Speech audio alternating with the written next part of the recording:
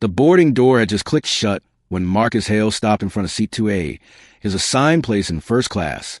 But someone was already sitting there. A middle-aged woman with pearl earrings, a designer handbag, and a look of entitlement that filled the entire row.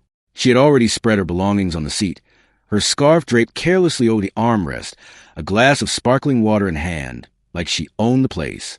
Marcus double-checked his boarding pass. 2A window. First class. No mistake. He leaned forward politely. "Excuse me, ma'am," he said with calm composure. "I believe you're in my seat." The woman looked up at him with a slow, dismissive glance. Her lips curved into a tight smile that wasn't friendly at all. She gave him a once-over, eyes sliding from his polished shoes to his brown skin, lingering as if she had already decided who he was. "This is first class," she said, her tone drenched in superiority. "I think you might be in the wrong cabin." Marcus raised an eyebrow, but stayed composed. He tilted his boarding pass so she could see. Seat 2A, right here. She didn't even look. Instead, she gave a small laugh, the kind that carries more insult than humor. "Oh no, sweetheart, I don't think so. People like you don't usually sit here. Why don't you check in the back? Coach is that way."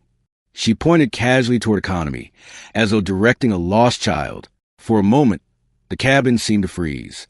The other passengers within earshot shifted uncomfortably, but no one said a word. The flight attendant nearby stiffened but hesitated to step in. Marcus stood tall, refusing to let anger show on his face. "Ma'am," he said evenly, "I'm certain this is my seat. I'd appreciate it if you'd let me sit down." But the woman wasn't budging. She crossed her arms. "Listen," she said, lowering her voice but not enough to hide the venom. "I've traveled enough to know who belongs here and who doesn't. You clearly can't afford this seat. Maybe you printed the wrong ticket or something. Go check with the staff before you embarrass yourself." Marcus's jaw tightened. Inside, a storm raged. But outwardly, he remained calm because he knew something she didn't. And soon, the entire plane would know too. The flight attendant finally stepped forward, her professional smile stretched thin.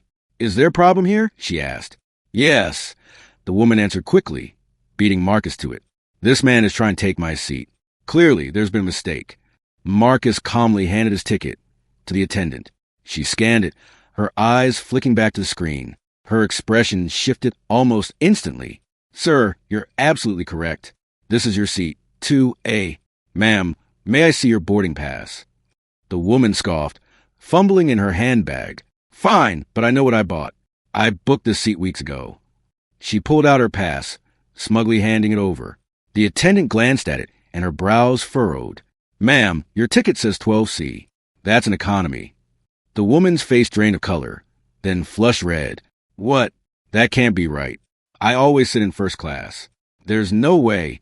"Ma'am," the attendant repeated firmly, "your assigned seat is 12C. You'll need to move." But instead of accepting the truth, the woman doubled down. She turned to Marcus, her eyes narrowing. "This is ridiculous. You expect me to believe this man can afford first class? Look at him. This is some mistake. I'm not moving." Gasps rippled through the cabin. A few passengers whispered. Some pulled out their phones, already recording. The flight attendant's face hardened with embarrassment and frustration, but Marcus raised a hand gently, stopping her from escalating further. He leaned down just enough to meet the woman's gaze. His voice was low, steady, and piercing. "You know," he said, "it's fascinating how quickly people reveal who they are when they think no one important is watching." The woman blinked, confusion flickering in her eyes, but she still refused to move. "I'm not leaving this seat," she said stubbornly. At that moment, the captain's voice boomed over the intercom. "Ladies and gentlemen, welcome aboard Flight 728. We'd like to extend a special welcome today to Mr. Marcus Hale, CEO of Horizon Aerotech, who has been instrumental in upgrading our aircraft safety systems. It's an honor to have him flying with us." The cabin erupted in whispers. Heads turned. The woman's face froze. Her hand gripped the armrest so tightly her knuckles whitened. Marcus straightened, letting the words sink in. Then he looked down at her again. "Now," he said softly, "shall we try this again? You're in my seat." The woman stammered, her confidence crumbling. I didn't realize." "Oh, you realized," Marcus replied coolly. "You just thought I wasn't worth respecting." The silence in first class was deafening. Passengers who pretended not to notice now stared openly, some shaking their heads in disgust at the woman's behavior. The flight attendant finally intervened. "Ma'am, please gather your belongings. You'll need to move to your assigned seat immediately." The woman fumbled to collect her scarf, her bag, her glass of water, her hands trembling. She muttered excuses under her breath. "Must be a mix-up, didn't mean anything by it, just confused," but no one believed her. As she shuffled down the aisle toward row 12, eyes followed her every step. Passengers recorded, some whispering comments like, "Unbelievable," and "She really thought she could get away with that." Marcus slid gracefully into his seat, adjusting his briefcase beneath the chair. He didn't need to gloat. The truth had spoken louder than anything he could say. But deep inside, he knew this moment wasn't just about him. It was about every time someone had been underestimated, dismissed, or insulted because of the color of their skin. The rest of first class sat in stunned silence, still processing what had just unfolded. But Marcus wasn't done. He had a way of turning ugly moments into lessons the world would never forget. And what he did next would shock not just the passengers on that plane, but the entire aviation industry itself. And as the woman finally stumbled down the aisle, her arrogance stripped bare for the entire plane to witness, Marcus settled quietly into his rightful seat. But deep down, he knew this wasn't over. What he was about to do next would turn one awkward confrontation into a moment that would echo across the entire aviation industry. If you're following along, hit that subscribe button to Residential Stories right now, because what happens next will leave you speechless. Marcus adjusted his seatbelt, leaned back against the plush leather of 2A, and exhaled slowly. The murmurs in the cabin hadn't stopped. Passengers were still whispering, replaying the confrontation in their minds. Some even scrolling through their phones to post clips of what they had just witnessed. He wasn't embarrassed. He wasn't angry. He was calculating.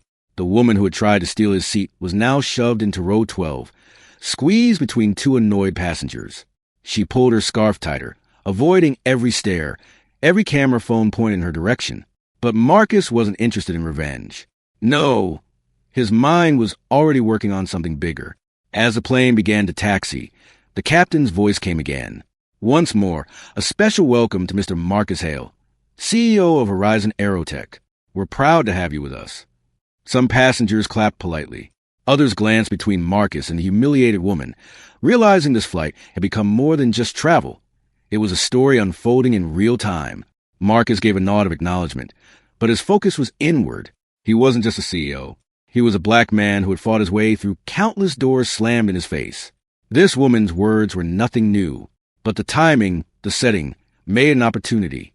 What if I use this moment, he thought, not just to defend myself, but to change the way this industry treats people who look like me. The wheels left the ground. The plane ascended through clouds. And with it, Marcus's idea began to take shape.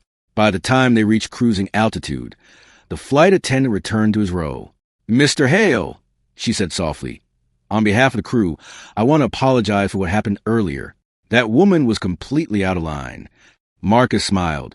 "It's not your fault, but what matters is what we do about it now." The attendant tilted her head, curious. "What do you mean?" "Just keep doing your job," Marcus replied. "I'll handle the rest." An hour into the flight, Marcus pulled out his sleek black laptop. He wasn't just checking emails. He was writing, drafting, creating. By the time the plane would land, he would have a foundation of something that could shake the entire aviation world. Passengers peeked as he typed. Some recognized the Horizon Aerotech logo on his screen. Others whispered about how calm and collected he seemed after such blatant disrespect. Meanwhile, the woman in row 12 kept shifting uncomfortably, aware that phones were still pointed at her. She pulled her magazine higher, as if hiding behind glossy paper could erase her earlier arrogance. But the internet doesn't forget, and by the time the flight landed, it wouldn't just be the people on board who knew her face. 3 hours later, the plane touched down smoothly. As passengers stood to collect their luggage, Marcus remained seated, letting others rush out. He moved with calm precision, laptop tucked under his arm. When he finally stepped off the jet bridge, reporters and cameras were already waiting. How? Because the incident had gone viral mid-flight. Hashtags were trending. The phrase "Seat 2A CO" was all over social media, and Marcus was ready. He stopped in front of the cameras, his voice steady but powerful. What happened on this flight is not about one rude passenger. It's about a mindset, a belief that certain people don't belong in certain places. Today it was a seat on a plane. Tomorrow, it could be a promotion, a loan, or a chance at education. And that is unacceptable. Flashes lit up the terminal. Journalists scribbled notes furiously. Marcus continued. As CEO of Horizon Aerotech, I am announcing a new initiative. We are partnering with airlines around the world to train staff and passengers in anti-bias awareness. No one should ever feel like they don't belong because of the color of their skin. The crowd erupted in applause. Some clapped, some cheered, others simply nodded with respect. But Marcus wasn't finished. And to that woman, he added calmly, I hope you learned something from today. Not just about me, but about the world we all share. Seats, success, and respect are not reserved for one type of person. They are earned, and I earned mine.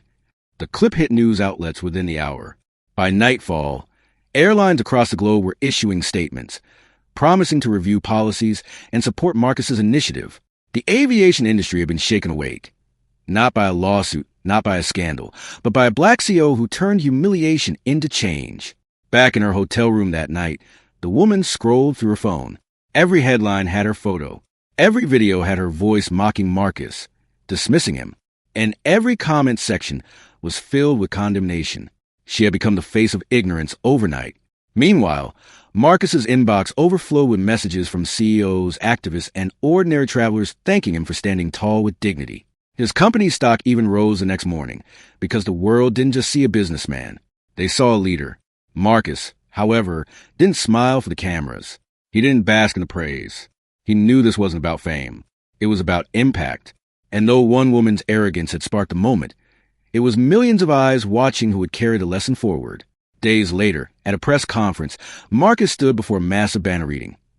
Every seat has value. Every passenger deserves respect. Airlines had already pledged millions toward diversity and inclusion training. Flight crews were being briefed on how to defuse prejudice in real time. And passengers, ordinary people like those who had sat frozen on that plane, now understood something vital. Silence in the face of arrogance is complicity. The industry had changed. And it all started because one woman refused to move out of a seat she didn't pay for. Marcus smiled faintly as reporters asked him how he kept his composure that day. Simple, he said. I knew who I was. And I knew she had no power to change that. The question is, do you? And that's where the story leaves us. Imagine this was you. You walk onto a plane, ticket in hand, and someone sitting in your seat mocks you, questions your worth, tells you to check in the back. Would you have stayed calm like Marcus, or would you have handled it differently? Drop your answer in the comments below.